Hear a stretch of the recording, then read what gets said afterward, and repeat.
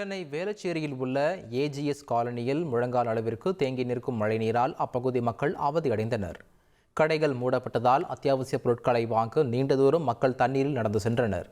கடந்த 30 ஆண்டுகளாக மழை காலங்களில் துன்பப்பட்டு வருவதாக கூறும் அப்பகுதி மக்கள் மழைநீர் வடிகாலை தூர்வாரவும் கோரிக்கை விடுத்துள்ளனர்.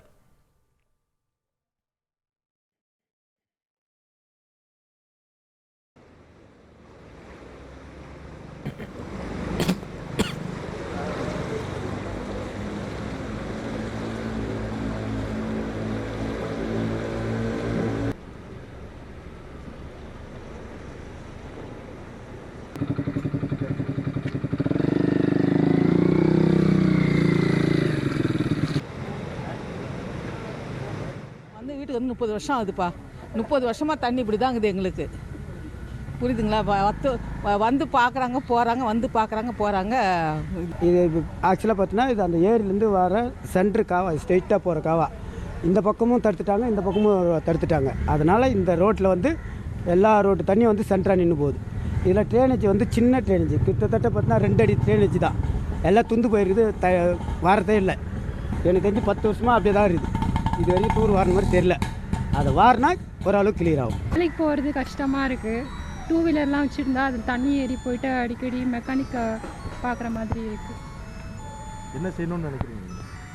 தண்ணி எங்கெங்கெல்லாம் லாக் ஆகிருக்கோ அதெல்லாம் கொஞ்சம் கிளியர் பண்ணிட்டா தண்ணி ட்ரெயின் ஆகும்னு நினைக்கிறேன். காஞ்சிபுரம் மாவட்டம் வல்லம் வடகால் தொழில்பேட்டை பகுதியில் சுமார் 3 அடி உயரத்திற்கு தேங்கி நிற்கும் மழைநீரால் வாகன ஓட்டிகள் கடும் அவதியடைந்து வருகின்றனர். சுமார் 1 கிலோமீட்டர் தூரத்திற்கு தண்ணீர் தேங்கி நிற்பதால் மிகுந்த அச்சத்துடன் வாகன ஓட்டிகள் வாகனங்களை இயக்கி வருகின்றனர். முறையான வடிகால்கள் இல்லாததால் தான் இவ்வாறு தண்ணீர் தேங்குவதாக அப்பகுதி மக்கள் குற்றம் சாட்டுகின்றனர்.